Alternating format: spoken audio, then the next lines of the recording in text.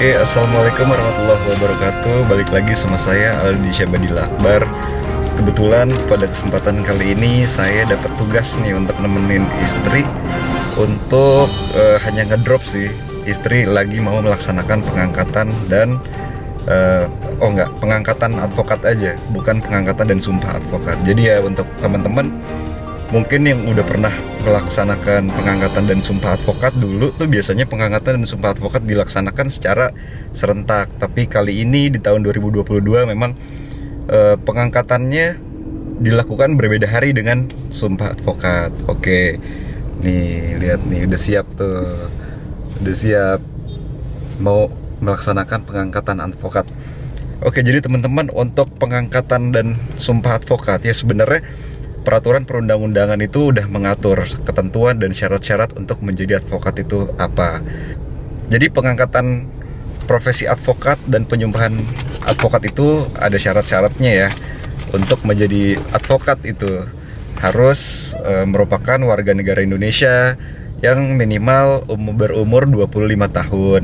Kemudian tidak berstatus sebagai pegawai negeri dan berlatar atau berpendidikan sarjana hukum ya. Kemudian udah mengikuti PKPA atau pendidikan khusus profesi advokat, kemudian melaksanakan ujian profesi advokat atau UPA, kemudian lulus. Setelah lulus magang sekurang-kurangnya 2 tahun, kemudian setelah lulus dan magang baru melaksanakan pengangkatan dan mengikuti sumpah advokat. Nah kali ini pengangkatan dan sumpah advokat itu dilaksanakan berbeda hari.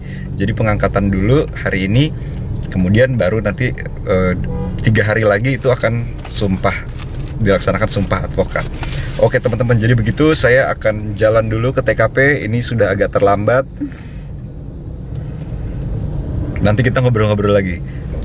Ya, balik lagi sama saya. Ini sekarang saya sudah ada di basement, di tempat dimana saya nganterin istri untuk melaksanakan pengangkatan advokat. Nah, jadi saya sambil nunggu, saya sedikit mau sharing-sharing. Tadi saya mau ngebahas tentang konflik Rusia dengan Ukraina. Oke teman-teman, langsung aja. Jadi pada saat ini kita tahu ya bahwa di negara Eropa di situ antara Rusia dan Ukraina sedang terjadinya invasi atau perang gitu. Nah kita lihat sekarang kronologi antara mereka. Dulu antara Rusia dan Ukraina itu merupakan anggota republik dari Uni Soviet. Jadi hubungan antara kedua mereka itu sudah ada sejak ratusan tahun yang lalu gitu, dari abad ke-17, 18 gitu. Nah kemudian waktu tahun 1920 Ukraina menjadi satu gitu, dikuasain oleh Soviet Rusia. Nah meski mereka terlahir di wilayah yang sama, tetapi Rusia dan Ukraina itu sesungguhnya punya bahasa yang sangat berbeda, sejarah kebangsaan yang juga berbeda, kemudian tentu politik kenegaraannya juga berbeda. Hanya saja Presiden Rusia Vladimir Putin itu berulang kali mengatakan bahwa antara Ukraina dan Rusia itu adalah menjadi satu bagian, dan tentu saja hal itu menjadi klaim Vladimir Putin, tapi dibantah oleh Presiden Ukraina yaitu Volodymyr Zelensky. Nah kita lihat perbandingan antara Rusia dan Ukraina. Sekarang mulanya dari jumlah penduduk. Jadi jumlah penduduk di Rusia itu kurang lebih 142 juta teman-teman. Sedangkan di Ukraina itu jumlah penduduknya adalah 42 juta. Nah jadi kalau misalnya digabung gitu, mereka 142 juta Rusia ditambah 42 juta Ukraina, kalau digabung itu masih sekitar 185 juta lah. Nah sedangkan kalau di Indonesia tuh jumlah penduduknya terbaru kalau nggak salah tuh 273 juta sekian. Nah jadi bisa dilihat ya teman-teman ya, maksudnya Indonesia tuh jumlah penduduknya sangat banyak sekali gitu, bahkan lebih banyak dari Rusia dan Ukraina. Nah cuman bukan itu yang kita bahas. Nah sekarang luas wilayahnya kalau di Rusia itu 17 juta, kurang lebih 17 juta kilometer persegi, sedangkan di Ukraina itu hanya 650.000 kilometer persegi. Nah ibu kotanya Rusia itu adalah Moskow, sedangkan di Ukraina itu ibu kotanya adalah Kiev. Sistem pemerintahan di Rusia itu adalah Republik Federal Semi Presidensial. Nah federal itu artinya apa? Federal itu artinya seperti negara bagian gitu ya. Jadi pemerintahan di Rusia itu terdiri dari ada 21 negara bagian gitu. Nah, jadi 21 negara bagian itu memiliki pemimpin dan memiliki kewenangan otonomi sendiri, tapi tetap merupakan negara Rusia gitu. Nah, sedangkan kalau di Ukraina itu sistem pemerintahannya adalah Republik Kesatuan Semi Presidensial gitu. Nah, terus itu jadi diawali dari Maret 2014, teman-teman. Kalau kita mundur ke belakang, itu sebenarnya di antara Rusia dan Ukraina itu sudah menyebar konflik gitu ya, antara Rusia dan Ukraina, karena ada dua wilayah di Ukraina, yaitu Donetsk dan Luhansk, yang tiba-tiba saat itu memproklamasikan dirinya untuk keluar dari negara Ukraina. Nah, jadi di situ menimbulkan polemik. Nah, kita ngelihat kronologis yang baru-baru ini terjadinya perang antara Rusia dan Ukraina itu awalnya mungkin kita lihat dari 7 Desember 2021, di mana waktu itu Joe Biden yang sebagai Presiden Amerika Serikat itu memperingatkan Rusia tentang sanksi ekonomi yang berat yang bisa diberikan kepada Rusia apabila Rusia melakukan penyerangan terhadap Ukraina gitu. Nah, kemudian di Januari 2022 Presiden Biden itu meyakinkan Presiden Ukraina Zelensky. Jadi di dalam telepon itu Biden itu ngomong ke Zelensky kalau sampai Rusia itu menginvasi, Biden itu akan melakukan atau menanggapi dengan tegas gitu bila Rusia menginvasi Ukraina. Kemudian masih di Januari, yaitu di tanggal 10, pejabat Amerika itu dan Rusia bertemu di Jenewa untuk membicarakan mengenai hubungan diplomatiknya, tetapi pada saat itu yang masih terdapat banyak perbedaan-perbedaan. Kemudian 24 Januari NATO sudah mulai menempatkan pasukannya di dalam keadaan siaga untuk memperkuat kehadiran militernya di Eropa Timur. Nah, dengan lebih banyak alutsista seperti kapal tempur, jet tempur, dan sebagainya. Kemudian pada 1 Februari itu Putin masih membantah bahwa Rusia itu akan menginvasi Ukraina gitu. Nah, kemudian keadaan berubah waktu itu di 21 Februari justru munculnya dekret Presiden Rusia, yaitu Vladimir Putin, yang mengakui kemerdekaan dua wilayah di Ukraina, yaitu Donetsk dan Luhansk. Begitu, teman-teman. Nah, di sini ada dua perspektif. Kalau saya melihat, menonton acara-acara di TV, di YouTube dan sebagainya, Profesor Hikmahanto Juwana, yaitu ahli hukum internasional, terutama hukum humaniter atau hukum perang gitu ya di Indonesia.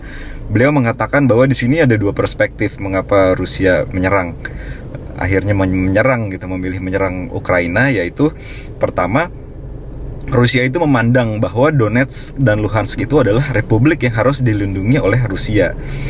Oleh karenanya menurut Rusia, kedua negara tersebut mendapatkan serangan dari Ukraina, sehingga dengan dalil pasal 51 Piagam PBB memberikan hak negara tersebut untuk membela dirinya baik secara individual maupun kolektif melalui fakta pertahanan. Nah, sedangkan berbeda dengan pandangan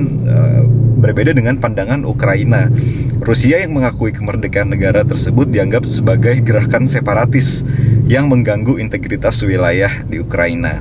Jadi Presiden Ukraina pun menyatakan jika Rusia terlibat dalam perang, maka Ukraina juga tidak segan-segan untuk membalas invasi tersebut gitu. Nah, terus juga Prof. Hikmahanto menjelaskan mengenai solusi yang bisa diberikan gitu, terutama keterlibatan Indonesia tuh bisa berkontribusi apa sih untuk keadaan ini, untuk perang ini.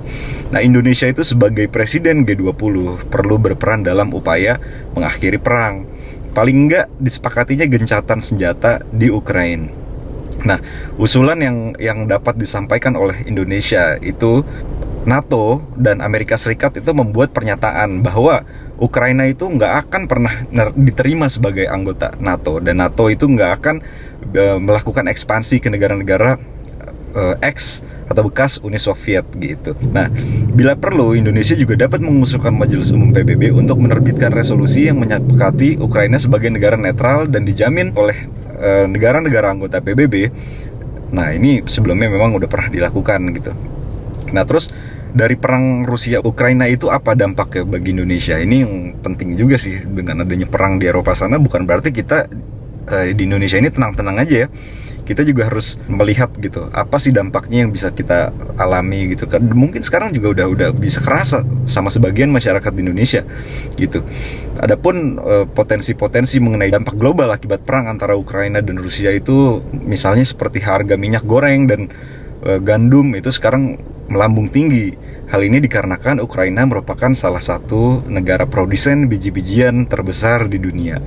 Kemudian menurut pengamat Indef Zulfian Syafrian, konflik ini akan berdampak pada naiknya harga minyak dunia, yang dimana hal ini akan berpengaruh pada neraca perdagangan di Indonesia, karena Indonesia banyak mengimpor minyak untuk memenuhi kebutuhan dalam negeri. Terus kemudian menurut Sri Mulyani, Menteri Keuangan, beliau juga mengatakan bahwa konflik Rusia-Ukraina ini bisa membawa dampak langsung ke komoditas energi gas maupun minyak di Indonesia. Nah, perang Rusia-Ukraina tidak hanya menyebabkan lonjakan atau dampak yang serius untuk harga minyak dan gas atau migas dunia ya, tapi juga ada dampak pada naiknya harga batu bara. Karena ternyata Rusia itu termasuk negara pengekspor batu bara terbesar ke negara-negara di Eropa. Nah, jadi kalau menurut pengamat energi UGM, Fahmi Radi, mengatakan bahwa kalau pengusaha batu bara di dunia ini bisa mengalami keuntungan karena harga saham batu bara juga akan naik gitu. Dalam hal ini tentu pengusaha batu bara harus melaksanakan kewajibannya untuk menjual sebagian produksi batu baranya itu kepada PLN. Jadi DMO itu kebijakan bahwa di antara total produksi batu bara bahwa 25%-nya itu harus dijual ke PLN. Nah, terus bagaimana situasi terkini? Situasi terkininya di Rusia dan Ukraina gitu. Nah, ini per tanggal 7 Maret 2022. Kan waktu itu udah pernah diadakan perundingan yang pertama dan kedua. Akhirnya dalam perundingan tersebut tidak didapati kesepakatan perdamaian. Justru jauh dari perdamaian, yang ada malah meningkatnya eskalasi peperangan gitu. Nah, untuk perundingan yang ketiga ini ada kemajuan. Waktu itu dari Ukraina itu diwakili oleh orang kepercayaannya Zelensky, yaitu Mikhail Podolyak. Sedangkan di Rusia itu sendiri diwakili oleh orang kepercayaan Vladimir Putin, yaitu Vladimir Medensky. Nah, di dalam perundingan yang ketiga itu sebenarnya tidak ada kesepakatan yang begitu signifikan, akan tetapi dibanding tidak ada gitu ya, pada perundingan yang ketiga ternyata adanya kesepakatan untuk melakukan gencatan senjata dan membuat koridor kemanusiaan gitu. Nah, koridor kemanusiaan itu untuk bisa melaksanakan evakuasi terhadap warga-warga sipil. Jadi yang diutamakan adalah warga-warga sipil yang tidak perang gitu. Nah, mereka harus selamat dan tidak ikut menjadi korban dalam perang ini. Kemudian korban yang dilaporkan itu per tanggal 2 itu masih sekitar ratusan gitu. Nah, cuman sekarang ini berdasarkan kantor komisaris tinggi PBB untuk HAM, informasi dari kantor itu mencatat korban 516 tewas pada konflik ini. Itu per awal Maret ya. Nah, tapi sekarang itu mungkin jumlahnya lebih tinggi ya, karena kan laporan itu kan berkala dan tidak selalu disampaikan secara langsung gitu. Jadi karena masih menunggu laporan, kemungkinan sekarang korban jauh lebih tinggi. Bahkan per 12 Maret ini, per kemarin gitu, klaim Ukraina itu telah kehilangan 1.200 tentara. Itu baru tentaranya aja. Oke, terus kemudian pada 9 Maret 2022 itu Zelensky itu mengajukan solusi untuk status Donetsk dan Luhansk di Crimea itu. Nah, kita nggak tahu sih maksudnya statusnya itu tuh seperti apa. Apakah Zelensky akan menyerah? Apakah akan melepaskan status Donetsk dan Luhansk itu untuk dianeksasi oleh Rusia gitu, kita nggak tahu. Oke, jadi kita masih akan tetap melihat perkembangan apa yang terjadi di antara Rusia dan Ukraina. Moga-moga peperangan itu bisa menjadi pelajaran ya bagi negara-negara lain, terutama di Indonesia, dan semoga kita sebagai warga negara Indonesia terus dan tetap diberikan kedamaian, perdamaian di antara sesama warga negara Indonesia maupun dengan negara-negara lain. Oke teman-teman, demikian yang bisa saya sampaikan. Sampai jumpa, pokoknya terima kasih sudah menonton. Insya Allah sampai bertemu lagi. Assalamualaikum warahmatullahi wabarakatuh.